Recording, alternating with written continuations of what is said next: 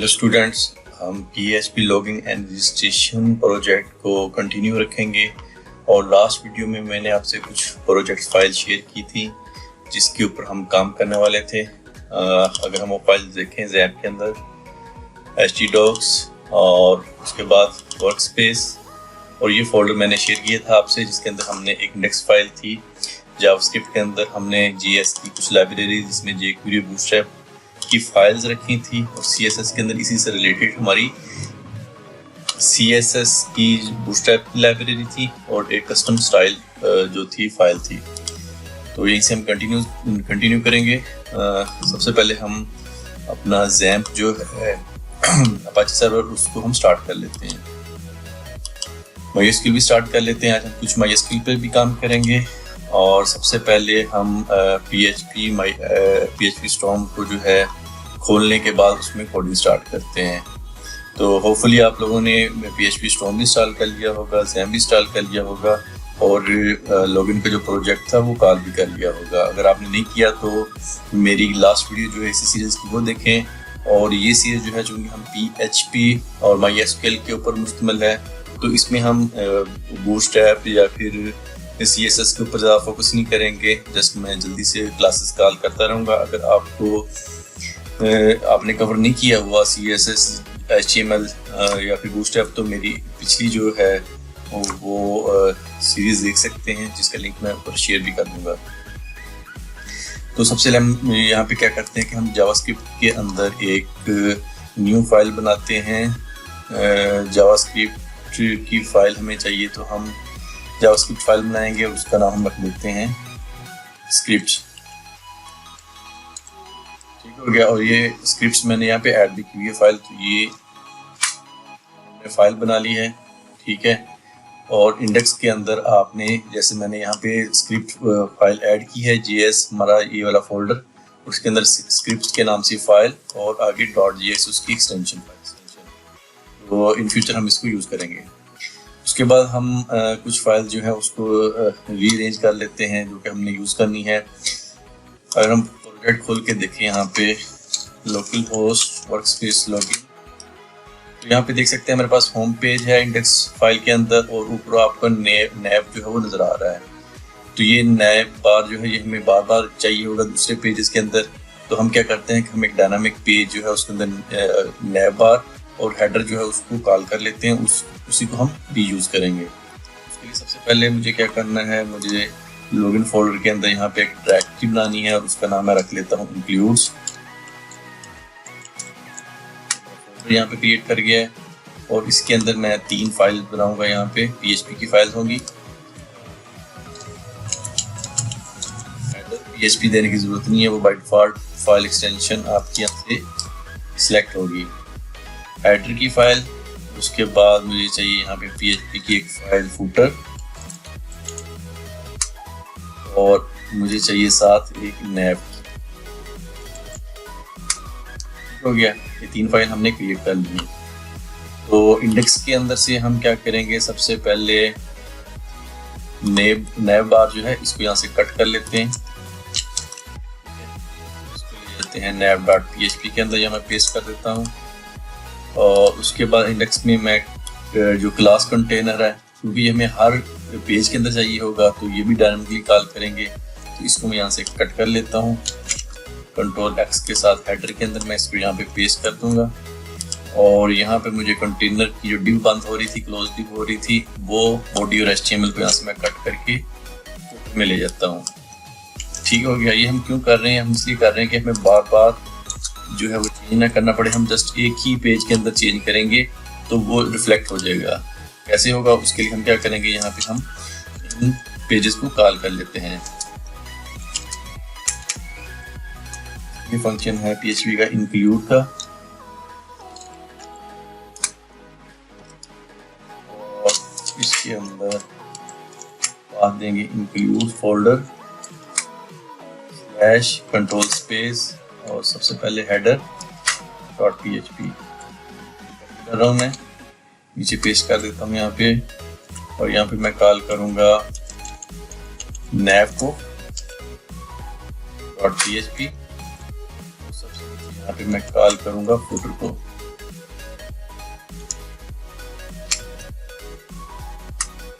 .php save करने की जरूरत नहीं होती PHP स्टॉर्म के अंदर, ऑटो सेविंग होती है इसकी। मैं इसको रिफ्रेश करके चेक कर लेता हूँ तो ये देखें हमारा पेज जो है वो बिल्कुल ठीक रिफ्लेक्ट कर रहा है जो कोडिंग है हमारी। तो अब ये कि क्यों किया कि ये देखें ये वाला पेज हम बाकी फाइल के अंदर भी यूज़ कर लेंगे। वो कैसे करेंगे वो मैं आपको भी दिखाता हूँ। तो अगर हमें नैव के अंदर चेंजिंग करनी पड़ेगी तो हमें जस्ट nav.php में जाएंगे और यहाँ पे हम कुछ भी चेंज करेंगे तो वो सब पेजेस के अंदर रिफ्लेक्ट हो जाएगा। तो एक डायनामिक जो है वो आपकी सर्विस बन जाती है यहाँ पे। अच्छा, इसके साथ अब मैं आपसे कुछ फाइल शेयर करूँगा। यहाँ पे ये फाइल्स हैं, ये मैं आपको प्रोजेक्ट में दे दूँगा। ये क्या है, ये जस्ट हमारे पास डिज़ाइन है लॉगिन का, लॉग आउट का, कुछ एक दो फाइल्स और है, एडमिन पेज है। तो ये कुछ भी नहीं है, सिंपल HTML की डिज़ाइनिंग है, फॉर्म डिज़ाइन किए हुए हैं। क्योंकि मैं यहाँ पे CSS और बूटस्ट्रैप डिज़ाइन नहीं करने वाला, इसलिए मैंने पहले से करके रखा हुआ है। तो मैं इसको जस्ट यहाँ पे इन फाइल्स को इंक्लूड कर लेता हूँ। ये फाइल मैं आपसे शेयर भी कर दूंगा। तो ये फाइल मैंने कहाँ डालनी है, ये मैंने लॉगिन के अंदर पेस्ट कर दूंगा। ओके, तो ये फाइल्स जो मेरी हैं वो यहाँ पे आ गई हैं। मैं बंद कर देता हूँ, मैं आपको दिखा भी देता हूँ इनके अंदर क्या है। फॉर एग्जाम्पल यहाँ पे मैं लिखता हूँ admin.php, जस्ट ये एडमिन, बाकी चीज़ वही है। इसके अलावा अगर मैं लिखता हूँ जी login.php, ये फाइल है वहाँ पे, तो ये देखिए एक फॉर्म बना हुआ है लॉगिन का, इसी तरह रजिस्टर का एक बना हुआ है। तो ये वाली डिज़ाइनिंग के ये पेजेस हैं, तो ये आप वहाँ पे इंक्लूड कर लीजिएगा। ठीक हो गया। अच्छा, अब जिस तरह हमने डायनामिक पेज बनाया है इंडेक्स, इसी तरह हम क्या करते हैं, हम बाकी जितने पेजेस अभी इंक्लूड किए हैं उनको भी डायनामिक कर लेते हैं। सबसे पहले हम क्या करते हैं जी, एक्टिवेट को, ठीक है, एक्टिवेट को यहाँ से मैं ये दोनों फाइल जो हमारे लिंक्स हैं इनको कॉपी कर देता हूँ और यहाँ से मैं ले जाता हूँ कंटेनर तक, यहाँ तक, और यहाँ से फुटर जो है ये मैं कॉपी करके एक्टिवेट को यहाँ से दे देता हूँ। एक्टिवेट हो गया। इस तरह एडमिन आपने इस तरह फॉलो करना है। अच्छा, अगर मैं कोई गलती कर दूँ यहाँ पे तो आपने लाजमी नहीं कि उस गलती को भी फॉलो करना है, आपने उसको करेक्ट कर लेना है, क्योंकि ये बिल्कुल बेसिक चीज़ें हैं कि आप खुद कर सकते हैं। ये अगर कोई गलती की तो मैं उसको बाद में ठीक कर लूँगा। ये आपने प्रैक्टिस साथ साथ करनी है, इनका बहुत पीछे रह जाएंगे और आपको बिल्कुल मज़ा भी नहीं आएगा। कोड को भी मैं छोड़ रहा हूँ, इंडेक्स हमारी हो गई है, लॉगिन को करेंगे यहाँ पे।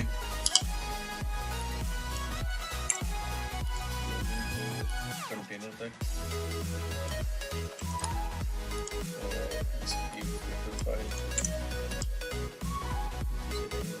कर दिया उसने, ये इजाफी है यहाँ पे। लॉगिन भी हो गया हमारा, लॉगआउट की जरूरत नहीं है इसमें, जस्ट हमने PHP का फंक्शन लिखना है। और उस रिकवर भी मैं छोड़ रहा हूँ और रजिस्टर को भी हम कर देते हैं अभी।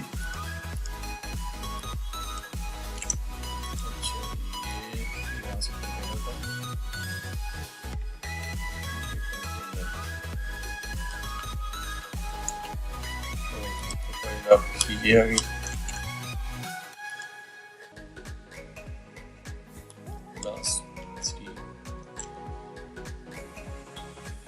रजिस्टर चेक कर लेते हैं, रजिस्टर को गलती तो नहीं हो रही हमसे।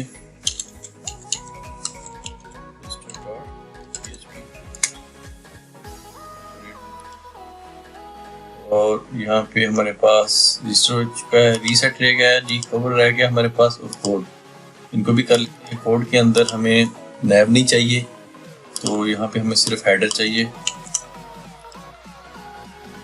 नैव की जरूरत नहीं है। तो ये कंटेनर तक यहाँ पे हमारा हेडर आ जाएगा। और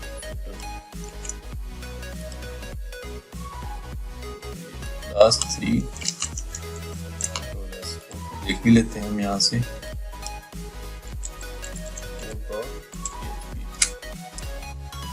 हो चुका है हमारा, यहाँ पे नैव में जरूरत नहीं है कोड में, जैसे हमें कोड चाहिए होगा जब हम ईमेल वेरिफिकेशन कर रहे होंगे। कोड के बाद हम देखते हैं जी, रिकवर भी हमें यहाँ पे सिर्फ हेडर चाहिए।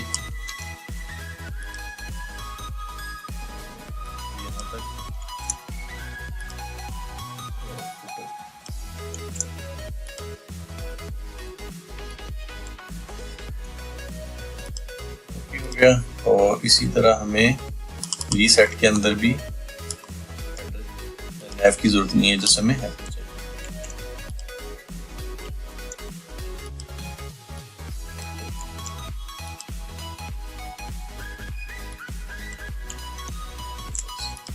ठीक हो गया जी। ये हमने कुछ अपने प्रोजेक्ट की फाइल्स थी वो इंक्लूड की हैं और उनको रीयूजेबल डायनामिक हम यहाँ पे उनको बनाने में कामयाब हो चुके हैं। तो अभी हम जो है वो ये वाली डायनामिक है, इसी तरह नीचे फुटर है। तो अब हमारे पास ये जो है पेज, जस्ट ये इतना पार्ट है, तो हम इसके अंदर कुछ भी चेंजिंग करेंगे तो यहाँ पे चेंज करने की जरूरत नहीं होगी बाकी पेजेस के अंदर। इसके साथ हमने स्क्रिप्ट का बनाया है, यहाँ पे फाइल बनाई है और ये 2 फाइल बाकी, और इंक्लूड के अंदर हमने डायनामिक पेजेस जो है वो इंक्लूड किए हैं। अब हम काम करेंगे फाइल्स को इनिशियलाइज करवाने के लिए कि हम PHP के जो फंक्शंस होंगे या DB कनेक्शन होगा उनको इनिशियलाइज कैसे करवाएंगे। उसके लिए हम क्या करते हैं कि हम लॉगिन के अंदर एक और डायरेक्टरी बना लेते हैं, जिसको फोल्डर भी कह सकते हैं, उसका नाम रखते हैं फंक्शंस। और फंक्शन के अंदर हम यहाँ पे एक PHP की फाइल क्रिएट करेंगे init के नाम से। ठीक हो गया। और इसके अलावा हमें ज़रूरत होगी यहाँ पे फंक्शंस की,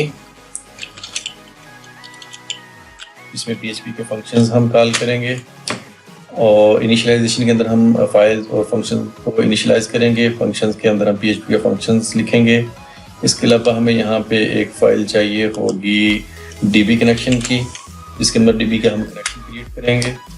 और इसके अलावा यहाँ पे हम कुछ AJAX के फंक्शंस कॉल करेंगे। तो उसके लिए हम यहाँ पे AJAX की एक फाइल बना लेते हैं। ओके, तो ये 4 फाइल्स जो हैं वो हमने यहाँ पे क्रिएट कर ली हैं। इनिशियलाइजेशन फाइल के अंदर, इनिट फाइल के अंदर हम यहाँ पे इंक्लूड करेंगे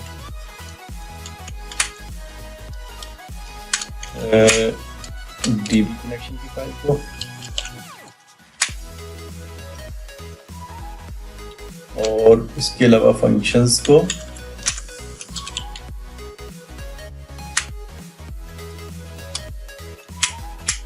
हो गया। और इनिट फाइल को हम ऐड करते हैं जी हेडर के अंदर, ताकि हमारे ये प्रोजेक्ट के अंदर इंक्लूड हो सके। तो फॉर फ्यूचर हम लेते हैं यहाँ पे PHP इंक्लूड वंस भी आप कर सकते हैं ऐसे यहाँ पे। और इसके अंदर हम करेंगे जी कॉल फंक्शंस को। फंक्शन, ये फंक्शन फोल्डर का नाम है, ये वाला जो हमने भी यहाँ पे क्रिएट किया है, स्लैश,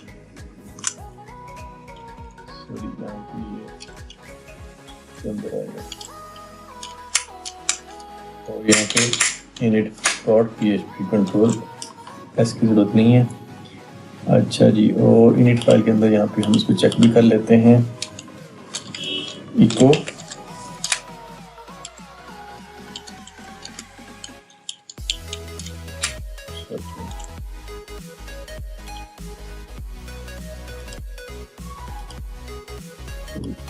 ये इनिशियलाइज हो गया है, मेरी फाइल जो है इंक्लूड हो चुकी है यहाँ पे। जी, नेक्स्ट हम देखते हैं डेटाबेस के साथ कनेक्शन, DB के साथ कनेक्शन। सबसे पहले तो हमें DB क्रिएट करनी पड़ेगी और उसके बाद फिर हम कनेक्शन जो है वो क्रिएट करते हैं।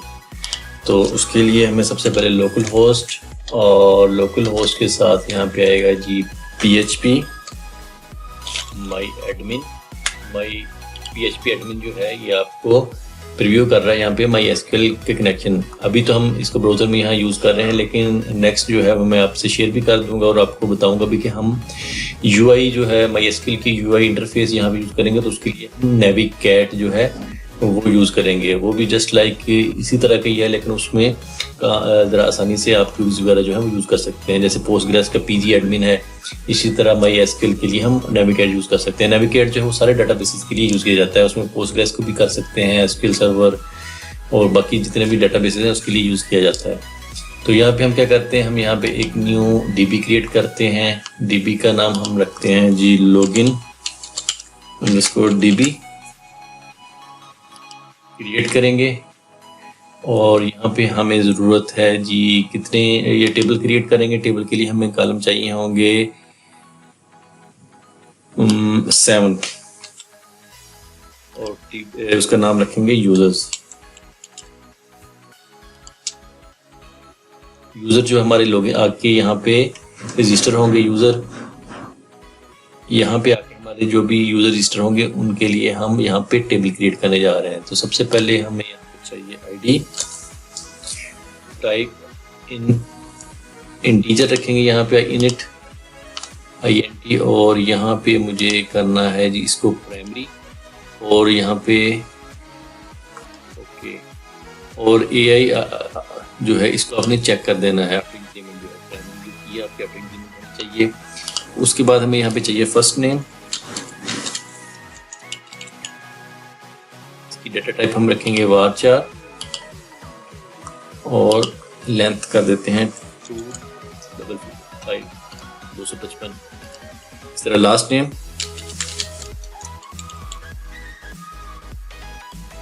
varchar 255। उसके बाद हमें चाहिए होगा जी यूज़र नेम। यूज़र नेम हम क्या करेंगे, इसको भी हम varchar कर देते हैं, और इसकी लेंथ जो है ये भी 255। यूज़र नेम के साथ क्या होता है जी पासवर्ड, और पासवर्ड को मैं यहाँ पे कर रहा हूँ टेक्स्ट, इसके लिए लेंथ की ज़रूरत नहीं होती। और यहाँ पे मुझे चाहिए वैलिडेशन कोड। जब हम इसको एक्टिवेट करेंगे, वैलिडेशन करेंगे ईमेल से, वैलिडेशन कोड, इसकी टाइप रखेंगे जी टेक्स्ट। टेक्स्ट की ज़रूरत नहीं होती लेंथ की, और इसका स्टेटस रखेंगे हम एक्टिव।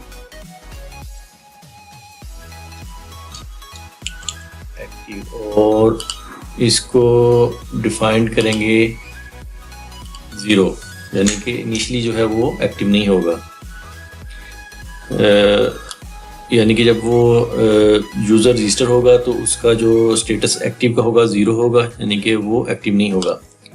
ठीक हो गया। और यहाँ से हम इसको करते हैं जी सेव, और ये हमारा टेबल जो है क्रिएट हो चुका है। और अब हम करेंगे इसको चेक। चेक करने के लिए हमें क्या करना पड़ेगा जी, चेक करने के लिए हमें DB के अंदर यहाँ पे हमें एक कनेक्शन बनाना पड़ेगा। तो उसके लिए वेरिएबल लेते हैं कनेक्शन का, is equal to MySQL connect।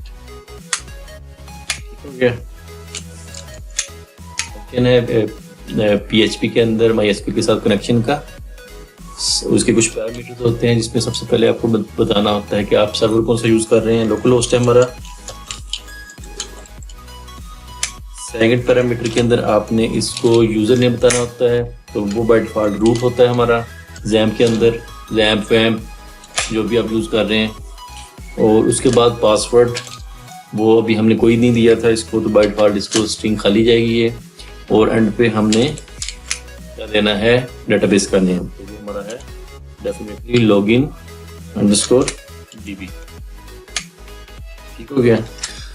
और इसको हम चेक कर लेते हैं, ये हमारी DB की फाइल इंक्लूडेड है इनिट के अंदर ये। और यहाँ पे हम चेक कर लेते हैं कि हमारा इफ कनेक्शन हमारा ट्रू आ रहा है, यानी कि रिफ्लेक्ट हो रहा है ये, तो इको कर दे याहू कनेक्शन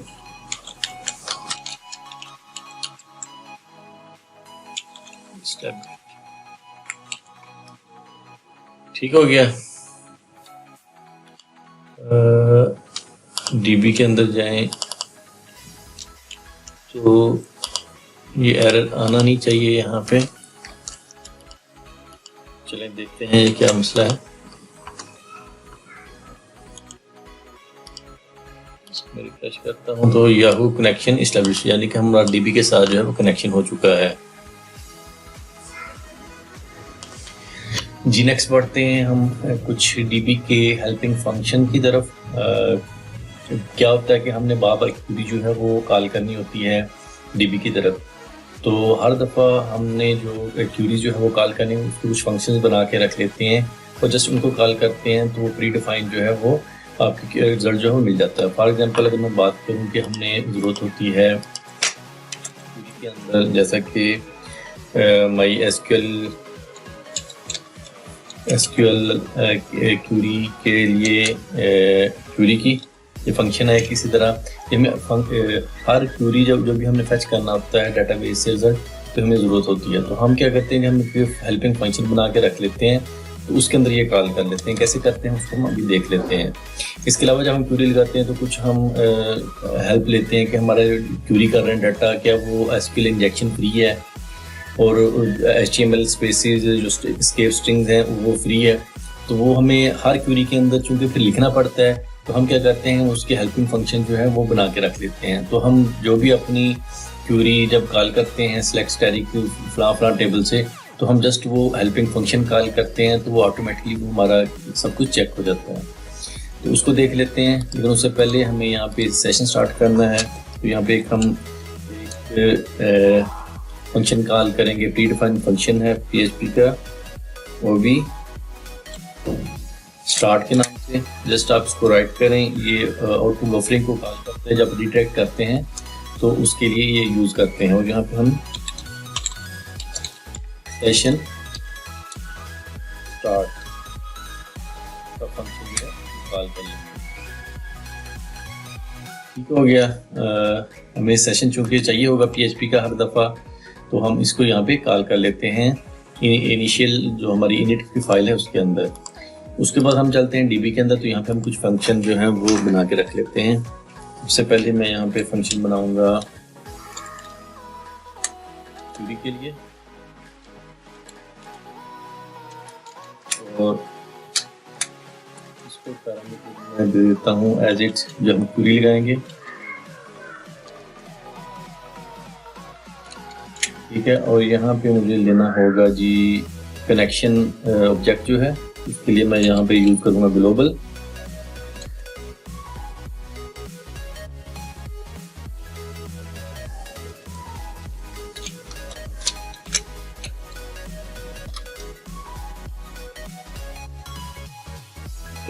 वो ठीक हो गया और इसके साथ मैं रिटर्न यहाँ से लूँगा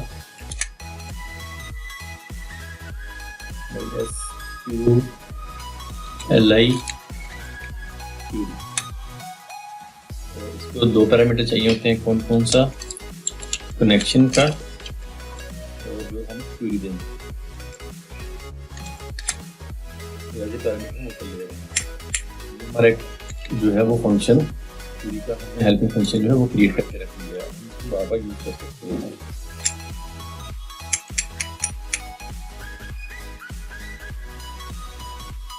इसी तरह हम एक एस्केप स्ट्रिंग का फंक्शन बना लेते हैं जो कि हम क्यूरी के अंदर चेक करते हैं बार बार। उसके लिए क्या करेंगे, यहाँ पे फंक्शन का नाम भी हम एस्केप रख लेते हैं।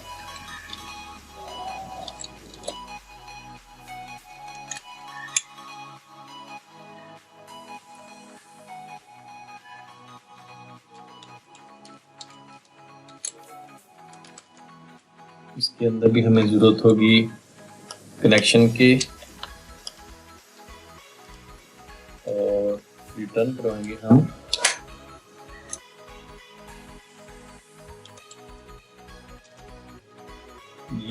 ये स्ट्रिंग, ये फंक्शन प्री डिफाइन है।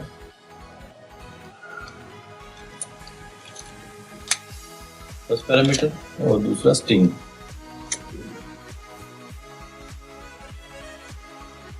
ठीक हो गया। ये जो फंक्शन बना रहे हैं, अगर आपको भी इसकी समझ नहीं आ रही तो कोई मसला नहीं है। मैं आपको जब हम इसको यूज़ करेंगे तो तब आप इसको देख सकते हैं कि हम इसकी यूज़बिलिटी कैसे करते हैं। लेकिन अभी सिर्फ इतना समझ लें कि ये हम बार बार रीयूज़ करने वाले हैं ये वाले फंक्शंस, तो इसलिए हमने इनको यहाँ पे क्रिएट किया है। तो इसी तरह नेक्स्ट हमें जो है, जो हमने रिजल्ट फेच करना है, जो हमारा यानी कि जो रिजल्ट आएगा डेटाबेस से, उसके लिए प्री डिफाइंड फंक्शन जो है वो बना के रख लेते हैं। वो उसका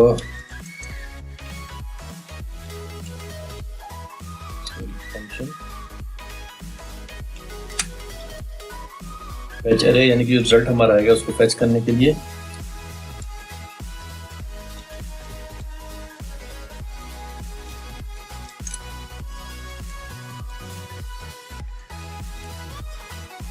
रिजल्ट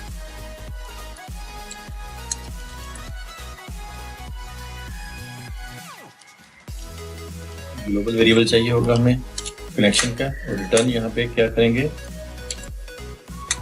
MySQL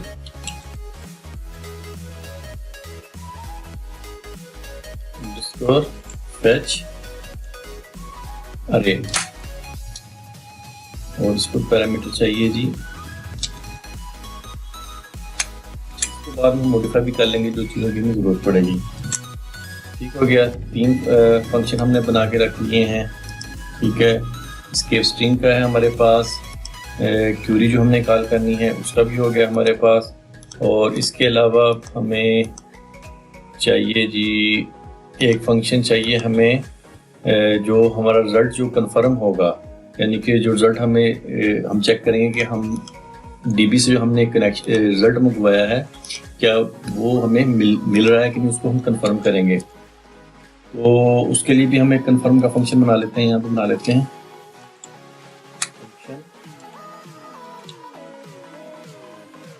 कंफर्म, और इसमें हमें रिजल्ट मिलेगा।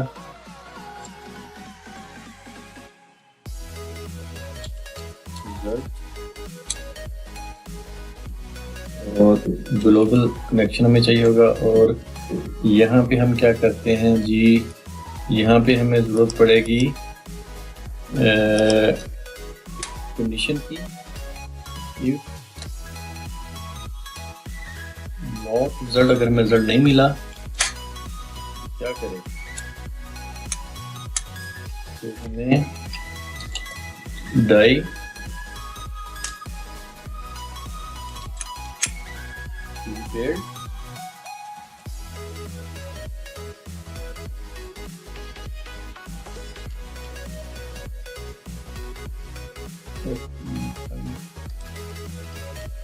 failed और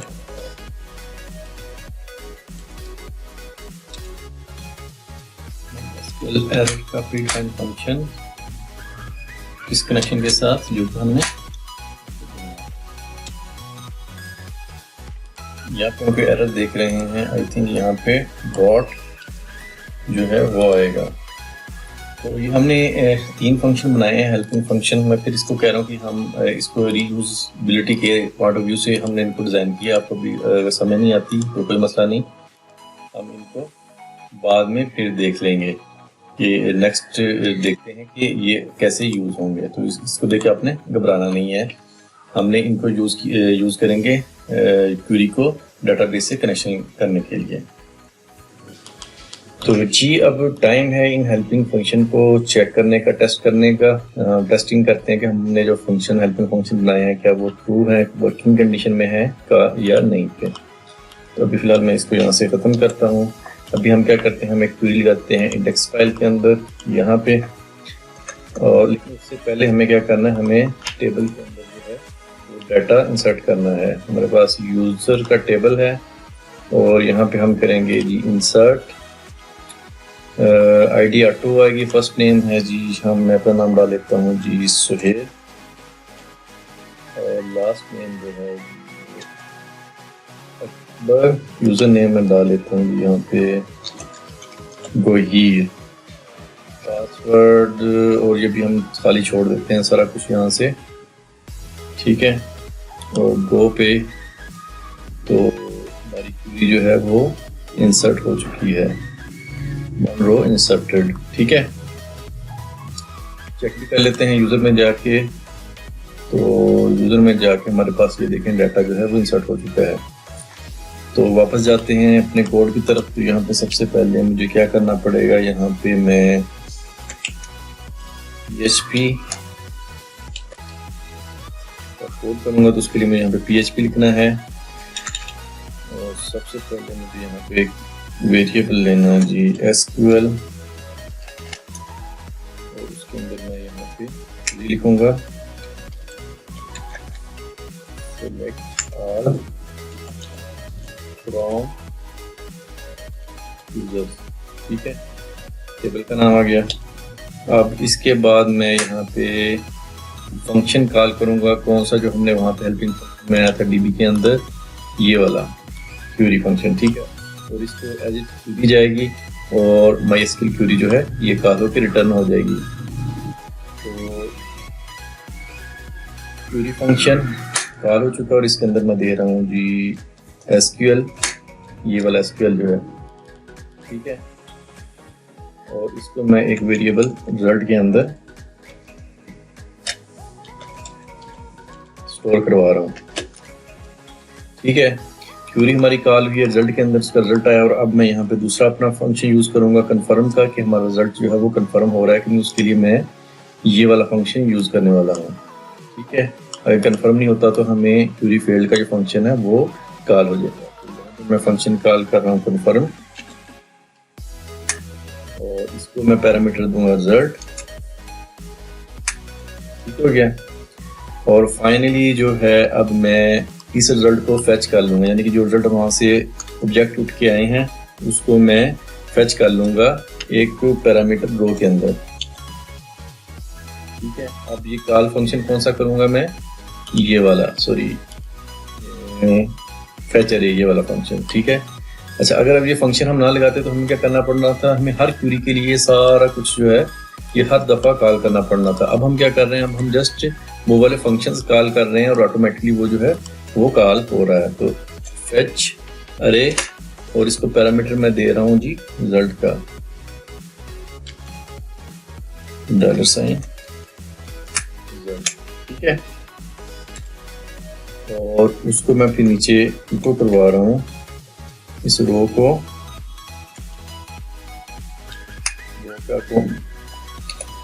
यूजर नेम के साथ, कॉलम का नेम जो है, ठीक हो गया। इसको सेव करते हैं और अब इसको करते हैं टेस्ट। मैं रिफ्रेश करूंगा तो ये देखें जी, ये स्पेलिंग गलत हो गए थे, बहरहाल ये लिखना था, ये लिख के आ गया हमारा, और यानी कि ये हमारे हेल्पिंग फंक्शन जो है वो सब के सब काम कर रहे हैं हमारे ये वाले, ठीक है। ये कैसे, अब सबसे जो बड़ी बात है, आपकी क्वेश्चन आता है कि यहाँ पे क्यों रिजल्ट शो हो रहा है। एक्चुअली ये DB फाइल जो हमने क्रिएट की थी अपने फंक्शंस के अंदर, इसके अंदर हमने फंक्शन कॉल लिखे थे, और इस DB को हमने कहाँ कॉल किया था, इनिट फाइल के अंदर यहाँ पे, और उसके बाद फंक्शन भी फाइल यहाँ पे कॉल की थी। यानी कि अब ये इंक्लूड की जो db.php है, ये सारा का सारा कुछ जो यहाँ पे हमने लिखा हुआ है वो यहाँ पे कॉल हो चुका है। और जो इनिट फाइल है ये हमने फर्दर आगे कॉल कहाँ की हुई है, हमने ये कॉल की हुई है हेडर के अंदर, ये देखें ये हेडर के अंदर आ रही है। अब यानी कि यहाँ पे जो कुछ लिखा हुआ है वो सबका सब वो जो इनिट के अंदर लिखा हुआ है, और इनिट का सारा कुछ वो जो DB के अंदर है वो भी यहाँ पे कॉल हो गया है। और ये हेडर फाइल हमने कहाँ कॉल की हुई है, ये देखें ये हेडर फाइल हमने यहाँ कॉल की हुई है। तो ये एक डायनामिक तरीका है PHP के अंदर काम करने का, और एक गुड वे है जिसमें आप क्लीन जो है वो कोडिंग कर सकते हैं। तो अब ये सारा कुछ हमने एक दफ़ा बना के रख लिया। अब जस्ट हमें क्या करना है, अब हमने क्यूरीज लिखनी है और उनके रिजल्ट जो है वो शो करवाने हैं। तो फर्स्ट टाइम आपको थोड़ी सी मेहनत करनी पड़ती है, लेकिन उसके बाद आपका कोड क्लीन हो जाता है। आप जब भी चेंजिंग करना चाहते हैं, आप जस्ट एक जगह पे आप कोड को चेंज करते हैं तो वो सारे का सारा रिफ्लेक्ट हो जाता है। तो वीडियो थोड़ी लंबी हो रही है, अभी फर्दर कुछ जनरल फंक्शन हम बनाते हैं और आज की वीडियो को यहाँ पे ख़त्म करेंगे फिर। तो DB फंक्शन के बाद हम चाहते हैं कुछ हेल्पर फंक्शन की तरफ। कुछ हेल्पिंग फंक्शन जो जनरल फंक्शन होते हैं हमारे, उनको क्रिएट कर लेते हैं। जैसा कि हमें कुछ स्ट्रिंग्स होती हैं उनको हमने क्लीन करना होता है।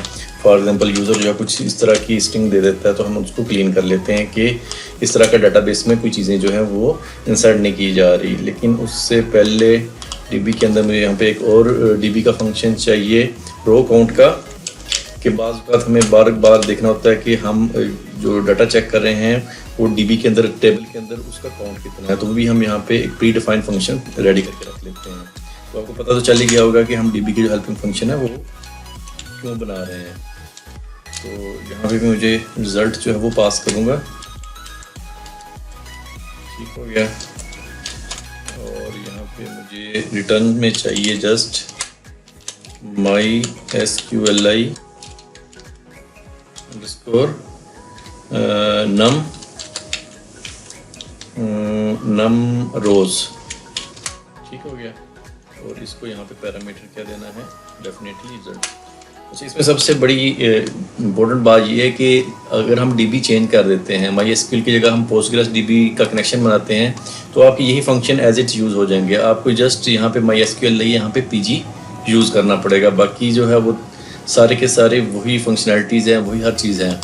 तो आपको जस्ट ये वाली लाइन जो है ये में भी चेंज करनी पड़ जाए, या फिर जस्ट आपको MySQL लेके या फिर यहाँ पे PG क्यूरी जो है वो यूज़ करना पड़े, तो बाकी आपकी ये हेल्पिंग फंक्शन एज इट रीयूजबिलिटी की जो फंक्शनैलिटी है वो आपको देंगे। तो अभी कुछ जनरल फंक्शन है उनकी तरफ चलते हैं। जनरल फंक्शन बना लेते हैं। तो सबसे पहले हमने बात की थी कि हमने अपना जो यूज़र से स्ट्रिंग लेनी है उसको क्लीन करना है। तो यहाँ पे हम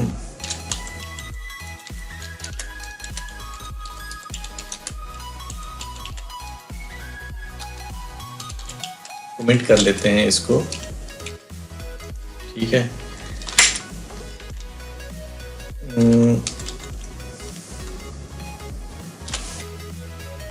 ताकि हम इसके अलावा जनरल फंक्शन के अलावा भी हमने फंक्शन बनाने हैं, तो हमें याद रहे कि हमारे जनरल फंक्शन कौन से हैं और दूसरे फंक्शंस कौन से हैं, ठीक है। अब इसी के अंदर हम जनरल फंक्शन जो है वो क्रिएट कर लेते हैं। तो सबसे पहले क्लीन का फंक्शन बनाते हैं। फंक्शन इसका नाम भी हम क्लीन ही रख लेते हैं, और इसको जो है वो हम पास करेंगे स्ट्रिंग यूज़र की तरफ से, और बॉडी में हमें चाहिए रिटर्न में HTML एंटिटीज, ठीक है। और इसको हम देंगे स्ट्रिंग एज ए पैरामीटर। तो ये क्या करेगा कि हमारी जितनी HTML के अंदर जो अजाफी स्ट्रिंग वगैरह जो हमें मिलते हैं उनको ये क्लीन कर देगा, ठीक हो गया। उसके बाद जो है वो हम चलते हैं एक रीडायरेक्ट का फंक्शन बनाते हैं। रीडायरेक्ट का फंक्शन क्या करता है कि हमने अगर एक पेज से दूसरी पेज की तरफ मूव करना हो तो रीडायरेक्ट का जो PHP का कोर फंक्शन है वो यूज़ करते हैं, लेकिन वो भी हम यहाँ पे यूजेबल फंक्शन तैयार कर लेते हैं। फंक्शन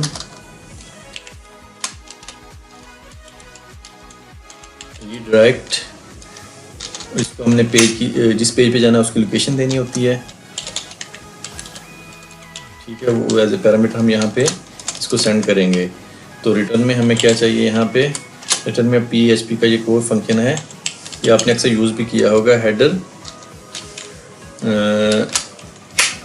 यहाँ पे हम देते हैं जी लोकेशन, और लोकेशन में हम दे देते हैं एज ए पैरामीटर जो हम ऊपर से कॉल करते वक्त फंक्शन को सेंड करेंगे। तो जैसे ही हम ये वाला फंक्शन कॉल करेंगे तो क्या होगा कि आपका जो पेज है वो इस स्पेसिफिक लोकेशन के ऊपर जो है वो पास आउट हो जाएगा, वहाँ पे चला जाएगा, ठीक हो गया। दो फंक्शन हमने जनरल फंक्शन जो है अपने हेल्पिंग फंक्शन तैयार कर लिए हैं। अब हमें क्या करना है, एक फंक्शन ऐसा तैयार करते हैं जिसमें हम कोई ना कोई मैसेज जो है वो सेट कर लेते हैं। अक्सर आपने देखा होगा कि पेज के ऊपर नोटिफिकेशन आ रहा होता है, और वो नोटिफिकेशन के अंदर आपका आ रहा होता है कि your message has been sent, या फिर कोई एरर मैसेज आ रहा होता है। तो हम एक हेल्पिंग फंक्शन बना के रख लेते हैं और उसकी यहाँ पे डिज़ाइनिंग कर लेते हैं। तो हम जस्ट उसके अंदर टेक्स्ट पास करेंगे तो वो अपीयर हो जाएगा। तो उसके लिए हम क्या करते हैं, फंक्शन सेट मैसेज, और इसको हम जस्ट क्या करेंगे, टेक्स्ट मैसेज हम भेजा करेंगे मैसेज, ठीक है।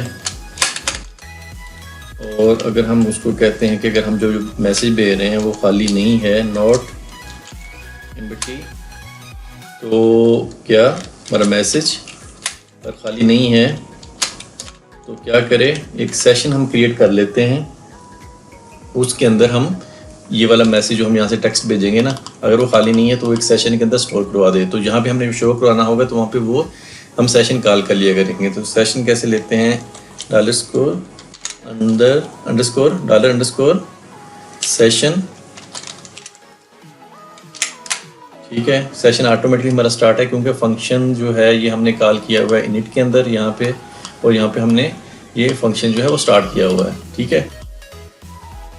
तो फंक्शन का नाम हम क्या रखेंगे, मैसेज ही रख लेते हैं, मैसेज। और इसके अंदर वैल्यू कौन सी स्टोर करवानी है, डेफिनेटली जो हम पास करेंगे ऊपर जो आ रही है, ठीक है। और अगर ये एम्प्टी नहीं है, एम्प्टी है, एल्स तो क्या करेगा ये, तो ये जस्ट जो हमारा मैसेज है उसको खाली करवा देगा, ठीक है। यानी कि ये हमने एक मैसेज सेट किया करेंगे कि जब भी हम फॉर एग्जांपल डीबी से क्वेरी लगाएंगे तो हम इसको सेट कर लेंगे कि हमें ये वाला मैसेज जो है वो वसूल हो चुका है। तो अब हम इस मैसेज को, ये तो सेट हो गया है, अब जो हम कॉल किया करेंगे इस मैसेज को, इस नोटिफिकेशन को, उसके लिए एक हेल्पिंग फंक्शन यहाँ पे क्रिएट कर लेते हैं, function display message, display message. उसके लिए हमें क्या करना होगा जी, उसके लिए हमें डिस्प्ले कराना होगा। पहले तो चेक करेंगे कि हमारा जो ये सेशन है, ये वाला जो हमारा सेशन है, क्या ये खाली तो नहीं है, या फिर ये सेट है, क्या इसके अंदर कोई वैल्यू है। इफ इज सेट, क्या हमारा ये वाला सेशन, कौन सा, मैसेज वाला, जिसका नाम मैसेज है, सेशन का नाम। चूंकि सेशन तो बहुत सारे होते हैं और सेशन को नाम से कॉल किया जाता है, तो हम यहाँ पे नाम देंगे। हमारा अगर मैसेज वाला सेशन जो है वो सेट है, यानी कि उसके अंदर कोई ना कोई वैल्यू है, तो क्या करें, हम इको कर दें। इको में क्या करें जी, इको यही मैसेज जो है, जो कुछ किसके अंदर हमने लिखा हुआ है, उसको इको कर दें, ठीक हो गया। और उसके साथ ही उसको खाली भी कर दे, क्योंकि उसके बाद हमने फिर कोई नया जो है वो मैसेज उसके अंदर स्टोर करवाना होगा। अनसेट किसको कर दे,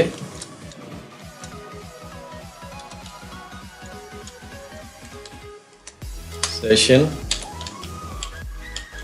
अच्छा, ये ना आपने, अगर आपको भी समझ नहीं आ रही, जब इसको हम इम्प्लीमेंट करेंगे तो आपको सब कुछ क्लियर हो जाएगा। अभी हम जस्ट हेल्पिंग फंक्शन बना रहे हैं, और इन हेल्पिंग फंक्शन की जब यूजिबिलिटी आएगी तो आपको सब कुछ क्लियर होता जाएगा, और आपको बहुत मज़ा आएगा कि हमने जो है वो स्टार्ट ही में ही सारा कुछ जो है वो बना के रख लिया था, और हम उसको यूज़ कर रहे हैं। बार बार हमें यूज़ करना पड़ रहा है, तो हमें उस टाइम जो हमें कोई इशू नहीं आ रहा। तो इससे आपने घबराना नहीं है कि अभी आप जो है वो कहें कि हम पता नहीं क्या कोडिंग कर रहे हैं, जिसका कोई रिज़ल्ट भी हमें शो नहीं हो रहा। तो फाइनली लास्ट एक और मैं यहाँ पे फंक्शन बनाऊँगा, जनरल फंक्शन, जो थोड़ा सा कुछ कह लें एडवांस है, लेकिन वो आजकल बहुत यूज़ हो रहा है, जिसमें हम एक टोकन जनरेट करेंगे। टोकन जनरेट में क्या होता है कि आपको कोई ना कोई एक वैल्यू ऐसी जो रैंडम वैल्यू होती है वो असाइन हो जाती है, उसको हम किसी सेशन के अंदर खा लेंगे, तो वो हम हर स्पेसिफिक यूज़र को असाइन कर देंगे। तो वो हम बाद में रजिस्ट्रेशन के लिए भी यूज़ करेंगे और डिफरेंट पेजेस पर यूज़ करेंगे। तो उसके लिए हमें क्या करना होगा, फंक्शन बनाना पड़ेगा टोकन। लारावेल में काफ़ी इसकी यूजिबिलिटी हो रही है आजकल, थोड़ा सा एडवांस है, लेकिन मैं चाहूँगा कि आपको इसका पता हो।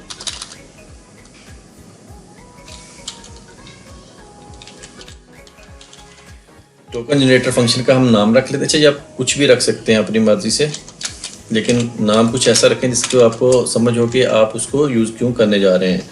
तो उसके लिए सबसे पहले आपको एक यूनिक आईडी चाहिए होती है। Unique ID function pre define है PHP का, ठीक है। यूनिक आईडी में हम कोई वैल्यू देते हैं, कौन सी वैल्यू, हम एक रैंडम जो है वो वैल्यू उठा लेते हैं। ये कोई भी रैंडम, ये फंक्शन क्या करता है, कोई भी रैंडम वैल्यू साइन कर देता है यूनिक आईडी को, और इसको हम यहाँ पे ट्रू कर देते हैं। सेकंड पैरामीटर है इसका, ठीक हो गया। और इस सारे को हम क्या करते हैं, इसको MD5 के अंदर, MD5 फंक्शन के अंदर इसको एज ए पैरामीटर देंगे। MD5 फंक्शन क्या करता है कि ये फंक्शन जो है इसको इंक्रिप्ट कर देता है। फॉर एग्जांपल आप टेक्स्ट जो पढ़ते हैं ना, तो इसको वो 0, 1 और पता नहीं कौन सी वैल्यू होती है इसकी, उसमें ये कन्वर्ट करके आपको दे देता है। और इसको हम क्या करते हैं, यहाँ पे हम स्टोर करवा लेते हैं एक वेरिएबल टोकन में। अब जैसे हम टोकन को देखिए यहाँ से रिटर्न करवा देते हैं, रिटर्न। जैसे ये फंक्शन कॉल करेंगे तो हमें ये यूनिक वैल्यू जो है वो इंक्रिप्शन के अंदर मिल जाएगी। इस फंक्शन के अंदर फंक्शन को कॉल करेंगे तब भी मिल जाएगी। इसके साथ हम क्या करते हैं, हम इसको एक सेशन भी बना लेते हैं, उसके अंदर भी हम साथ स्टोर करवा देते हैं। यानी कि जब वो फंक्शन हम कॉल करें और इस फंक्शन का नाम भी हम टोकन ही रख लेते हैं। ठीक है, ठीक हो गया।